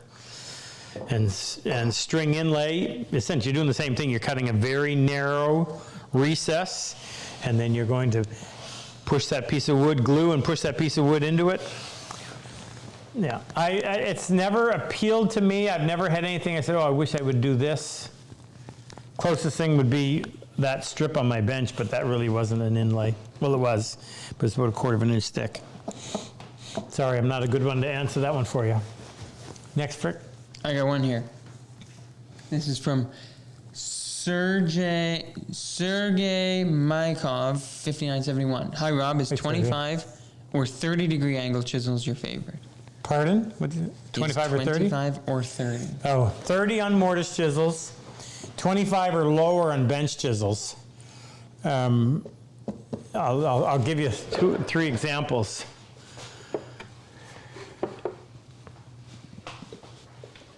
So here's a 1/2 inch mortise chisel, has a 30 degree bevel. There's a 1 inch bench chisel, it's about a 25. It actually looks like it might be more like about 24. And then there's a bench chisel with a 17 degree. This I only use on softwoods, and it performs beautifully in softwoods, but cannot use it in hardwoods. It will fold. There's not enough steel out there. But if you want to chop dovetails, chop between the pins or the tails on a piece of pine and not have it fracture, get yourself a 17 degree. You can grind them yourself. We did a video on how to do it, or you can buy them from us. We're already ground and ready to go. We sell them, the 17 degree we sell in a 1/4 inch, a 1/2 inch, and a 3/4 inch. Next, Frick. Okay. You're asking. Are you guys having to make questions up now? No. We got lots. Next one's from Mark Travis in the chat. What is the depth of your plane till cabinet, and what is the angle of the recline for the planes? Can you bring over that, what we're working on there, that macassar? Yes, Just move it over there. I just want to show them, give them an update. Okay, what is that angle? What is the depth? So, I'll give you all these dimensions.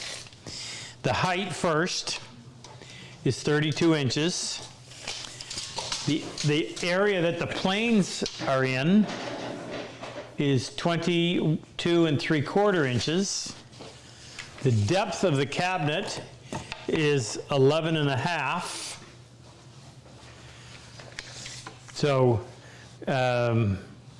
where the plane actually sits is in there 1.5 inches, and up here it's in about 11 1/8. The angle, see if I can figure out a way to read that. I don't think I can get a protractor. What are you guys whispering about? It's impolite. You what? Oh, I can do it here.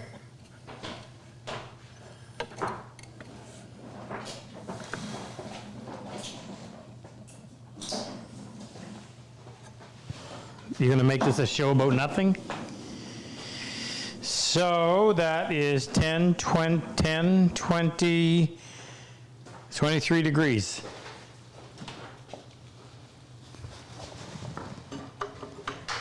So while they're digging up more questions, let me just fill you in on, the online workshop is an ongoing way of giving people constant education. We started in 2011, so if you decide to do it, you get access to all of that stuff. And our current project, we're building a desk for my bookkeeper to use. And this is the model. And we changed it a little bit. So this is ash. This will be fiddleback ash. So that's ash that has a Ripley figure in it. This is all veneered with solid wood lippings, mitered in the edge. It'll have a modesty panel that'll cover the whole back, which is going to make it really strong too. Now what we changed is this interior. So this box, this drawer box, and this drawer box, and this center drawer box are all being made out of Macassar ebony.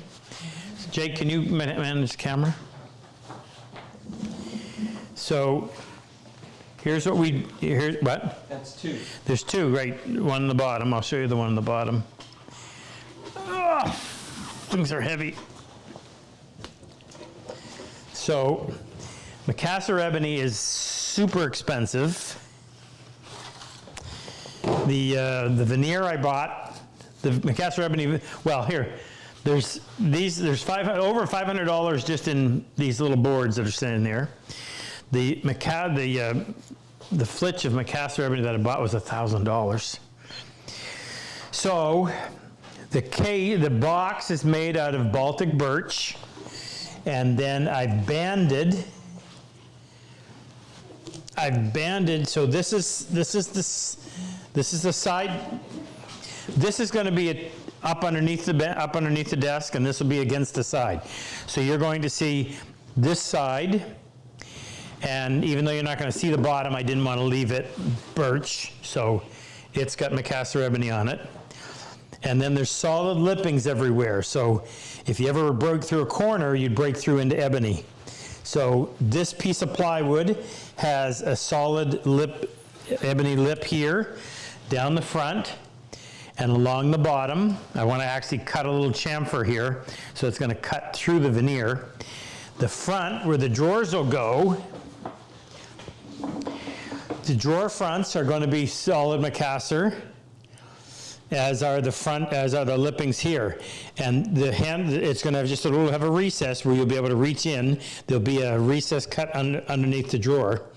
So I couldn't expose plywood here, so I just cut a little square out and set a piece in there instead of doing the whole thing. Saved me a couple $100 in Macassar. Actually, it wasn't a couple hundred, but I think it was 80. What else to tell you? So this front's all got to be flushed up because the veneer, the drawer fronts are going to be solid Macassar, but then there's going to be veneer on them, so that it looks nifty. So the veneer is going to go like this. So I will veneer over top a solid Macassar, and the veneer is going to go on here and on here. So the grain will be uninterrupted from this side to this side, except when you open the drawer. That's complicated. We did that on that other little cabinet. Anyway, so I have no idea how long it's going to take us to do this. There'll be a 1/4-inch plywood back attached. This is going to go up. This is going to go against the modesty panel, right? This is going to go right up into here and into here. So you're only going to see 2 sides, and you're really not going to see that, but you will if you crawl underneath it. Anyway, thing's going to weigh a ton. And here's the top. So the top and sides are made out of 1 and what? 1/2. No, it isn't, is Yes, it? it is. Yeah, 1 and 1/2. 6/4 MDF. 1 and 1/2 MDF. That was fun to move. And it's got solid 1/2-inch lippings all the way around, and then veneered with the fiddleback ash. And then where the joint is going to be, the miter, I put a 2.5-inch solid piece of ash there, put some 1/2-inch dowels all the way in just to give that a little extra strength, and we'll cut a miter on there so it'll be up, over, and down. It's fun. I don't know who's going to move it when it's finished, but okay, carry on, Frick. All Is there right. anything else we should be telling them? No. I thought you said something earlier that you were going to talk about. Oh, Megan. Giving Tuesday. Tuesday, but Tuesday. I don't, Luther hasn't said anything about it. What's Luther got to say about it? What do you mean? Well, I thought Megan was going to introduce it. You suggested that. I don't know. Well, we ought to be talking about them. Tell Luther to pipe up. I can show the video at the end. What video? We made a video last year, remember? Oh, yeah. How long is it?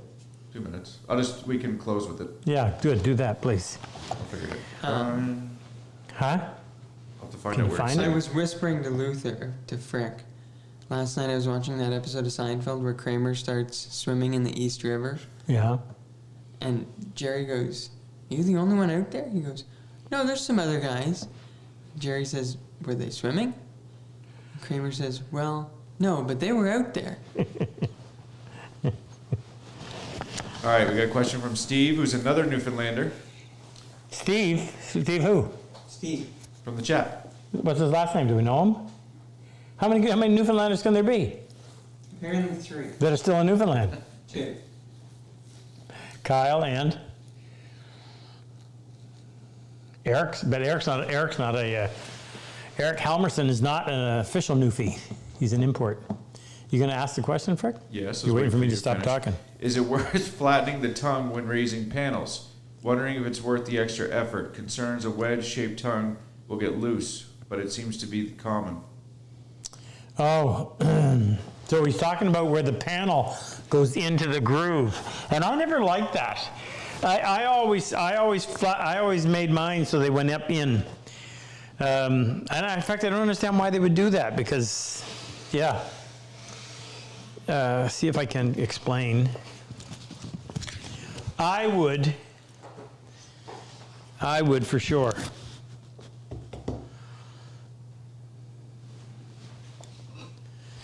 Let me just grab this and see if I can't do a quick demo. So on your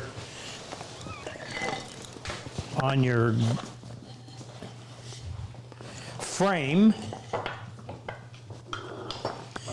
you build a drawer and you've got a frame made up of stiles and rails, and you're going to have a groove. You're going to have a groove cut to house the panel. The whole idea behind frame and panel was to provide stability, right? The panel doesn't. What is going on? Plane. The frame doesn't change its dimension because it's all wood in its length. The panel is a big piece of wood that's going to expand and contract, so you can't just use that. So you have to trap it in a frame. The panel fills the empty spot in the frame with movement, with the ability to move, expand and contract. So that's why you never bottom out your panel in your groove.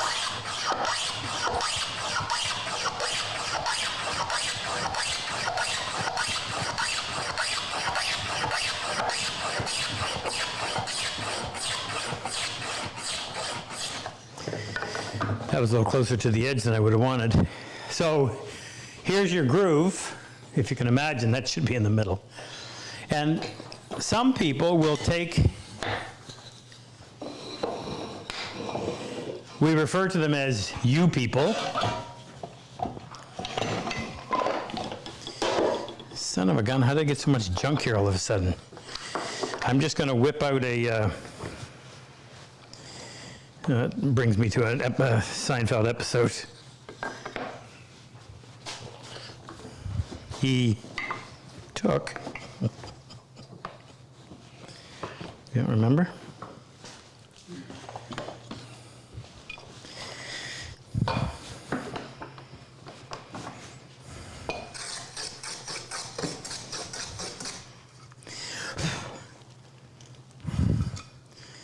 Need a little more blade.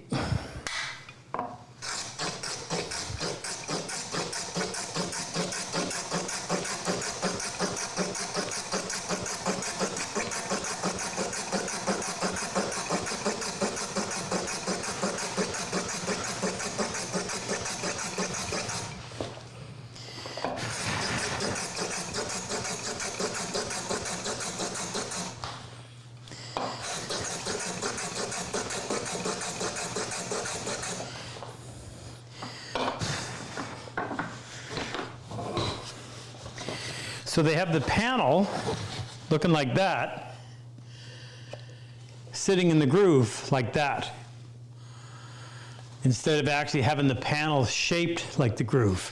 I don't like that. I would have done something to have this. What can I do that with? Just grab your ski block.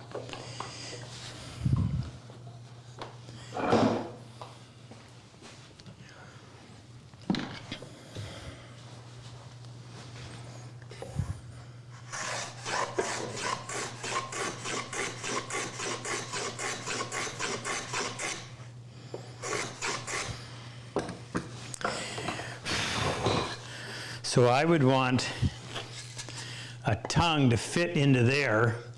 Now, that means you could leave a little reveal like that all the way around. That would be okay.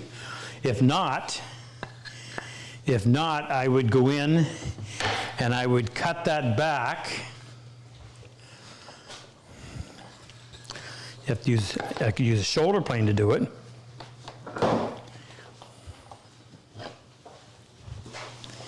A little bit hard to do this freehand, but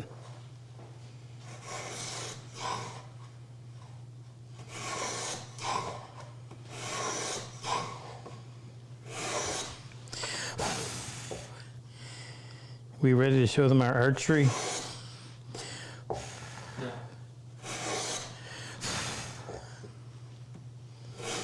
Now, I would want to have a fence to make that a little more, a little neater. But I would have that like that, instead of having that wedge effect going in there. So I'm with you on that. Nate Hoffman wants to know Nate? what type of glue you're using when you veneer. When you make your own like plywood veneer. Well, we have, Type-On makes a, what do they call it? Slow set? Extend, which supposedly gives you a little more open time. We use that a lot, but I prefer to use Type-On 3, which means if you've got to, you have to have everything ready, and you've got to have a way to get the glue on fast. Now, at BYU, we used to have a roller. It had a hopper on the top with a roller, and you'd fill the top up, and you could roll it on. You wouldn't have to keep going over and putting glue on it. It would just come out of the hopper down onto the wheel. We use a paint tray that we keep in a plastic bag with a little roller on there, and that's pretty good too. That can go on fast enough. So I think you can get away with Type-On 3 as long as you can get the glue spread fast enough, get the veneer on there, and get it into the press. Otherwise, you got to use something with a more open time. And I used to use boat glue, which is a plastic resin, 2-part water and powder. But I haven't had good luck with that lately for whatever reason. And it takes a long time, and it's a pain in the butt to mix. Oh, it's so hard to mix. I had to use my wife's blender. Don't tell her. Next, Frick.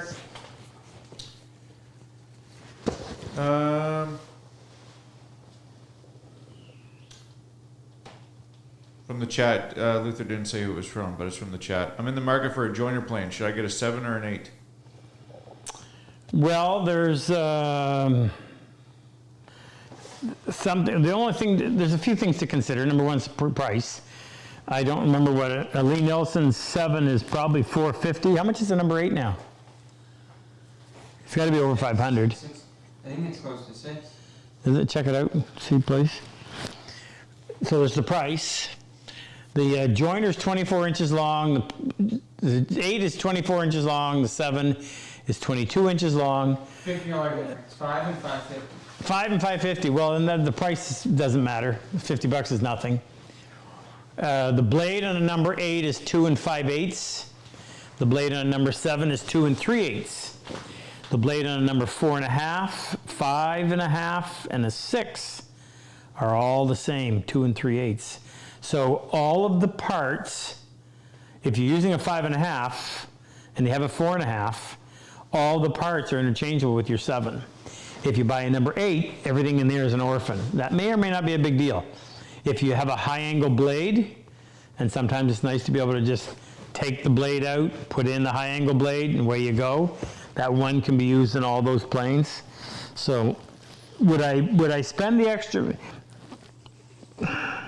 I would probably buy the 8. Heavier,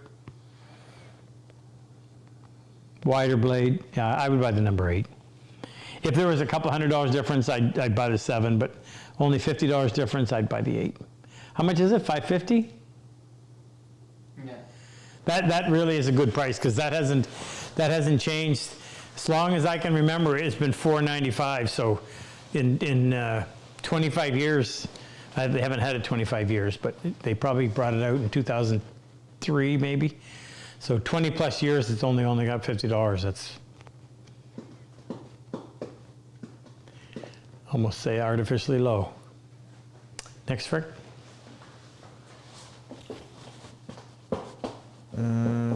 Is anybody tracking their sponsorship? 4 new recurring donations so far. 4? Come on, guys. We need 6 more to give away a prize. No, we still have to give away a prize from last week. Oh, do we? Okay. Well, give us 6 more and we give away another prize. Look, yes, I care. $20 a month. $20 a month. Hell, and we're a 501c3, so you can get a tax receipt for it. But we need partners in the public that want to help support this program. Next, Rick. This is from Jeffrey in the chat. Which Jeffrey? Doesn't say. It's not O'Connor though. Jeffrey? How often should a hobby woodworker have to sharpen his dovetail saw? Well, let's assume that this hobby woodworker we're speaking of, this is Jeff. I know he's just trying to be coming under the guise as a hobby woodworker. If you were cutting dovetails monthly, you could probably get 3 to 5 years between sharpenings, providing you're not hitting nails. Brings back a bad story. If you were cutting dovetails every week, you could probably stand to touch it up every year or so. It doesn't take a lot, but you want the Grow Bay files. We sell the files. We source them, we sell them, and it's easy to do. It is not hard. It probably takes you, might take you 10 minutes the first time you do it.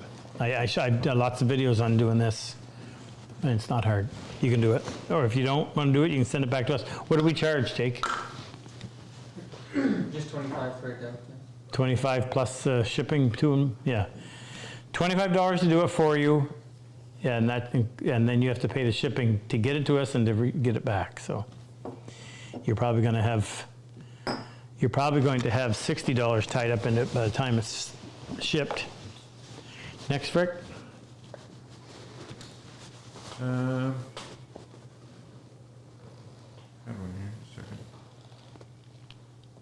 Serge in the chat says, Hey, Serge.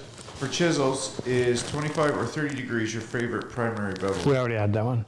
Oh, you did? Yeah. I think Huh? you got one, Jake? Do you have any tips on cleaning bandsaw, miter saw, and other woodworking machine blades? Do I have any tips on cleaning bandsaw blades? Cleaning bandsaw, miter saw, and other woodworking machine blades. Yeah, the easiest way to do blades is just hot water. Hot water and a little scrub brush, and it'll take that pitch off. You don't need to do the chemicals. On the bandsaw, I remember having the pitch from pine would build up on the sides, and I just took a piece of hardwood and pushed against the side, or take 2 pieces of hardwood and squeeze the blade in between the end grain of the 2 pieces of hardwood, right? So you've got, your blade is running like this, and you're gonna squeeze it between 2 pieces like that, and that'll clean them off. I gotta say hello to Angie. Angie is right here. She is Ken Anthony, who's our shop manager, his cousin. And Angie and her sister Lynn do all of our t-shirts, all of our Purple Heart t-shirts. Wood is good, wood for good, wood doing good. Order yours today. And she does a fantastic job. Big shout out to her. I hope you have a Merry Christmas, Angie. Anybody else? Anybody else? There's something that I wanted to tell people about. I guess the class. So I'll spend just a minute as we wrap this up. Can somebody give me the dates of our first class, our April class? Our class schedule starts in April of 2026. We have 1 class in April, 1 in May, 1 in June, 1 in July, 1 in August, 1 in September, 2 in October, and 1 in November. April 13th. April 13 will be the next class. That's Training the Hand in conjunction with Purple Heart Project. There's 6 of those classes. It's a 6-day class. We start at between 7:30 in the morning, and we go until, we stop teaching at 8:30, but sometimes we're here till 10, depending on the class, the mood. And you learn sharpening, freehand sharpening on all your tools. You learn dovetails the next day. You learn how to dimension wood from rough on the Wednesday. You learn half-blind dovetails on the Thursday. You learn mortise and tenon, through and wedged, on Friday. And on Saturday, we spend that time finishing up our project, which is either a dovetailed bench hook or a dovetailed candle box. This year, we're also offering a wood turning class featuring wood turning bowls and wood lidded boxes, round boxes. My friend Kip Christensen will be the instructor. Everybody will be working on a General 260 lathe, which is a nice heavy duty variable speed lathe. That's in that same building. And we're also doing another drawer making workshop. So if you've had Training the Hand and you qualify for the drawer making workshop, you get to come, and that's an intense class, but a lot of fun. We taught it for the first time. And I'm fundraising so that we can bring in 12 wounded vets that qualify for that class, and we will cover all their expenses. So I got to beat the street, come up with some money for that. Last year, my friend John paid the whole bill. So Let's pick a winner. pick a winner. We're giving away one stone, Yeah. 1 stone. All right, here So we go. this is a brand new diamond plate, flat to within a thou or better. You'll love it. Give away 3 Dead Cat sweaters, thanks to Moose. We are doing dead cats? Oh, I forgot to tell Moose we were on tonight. Shoot. All right, I'm doing the dead cats first. Yeah, do the Dead Cats. Here we go. Drum roll. And the first winner is David Vanderreed from Florida. David in Florida. Well, there will be some times in Florida when you're going to want that Dead Cat. Nice thing about it is it's so light and fluffy. It's warm and not hot. Number 2 is Mike Janicki in British Columbia. Mike, you will definitely need it. Congratulations. And number 3 is Greg Marsden in Burlington, Ontario. Burlington, Ontario, another spot. So you're in Burlington, you know all about Mel at Exotic Woods. That's the place to go and get. Probably has the best selection of woods available that I've ever experienced. And a great guy. Big supporter of what we do. I give him my business. So who's going to get this? Who's going to get the diamond stone? Let's find out. It is going to Carl Falk in Pulaski, New York. Hey, Carl, congratulations, bud. Email us so that we have your contact information, and Gina will put that in the mail for you on Monday. Remember, you guys, the sale is still on until Monday at midnight, Jake? Yeah. Till Monday at midnight. Get what you want. And when are we back? 2 weeks from tonight? Yeah, that'll be our last one before Christmas, or no? I don't know. No. We'll see you in 2 weeks. 2 weeks from tonight. Anyway, thanks for your support. Appreciate you being here. Hopefully we answered as many questions as we had. I didn't lie. Told you what I knew.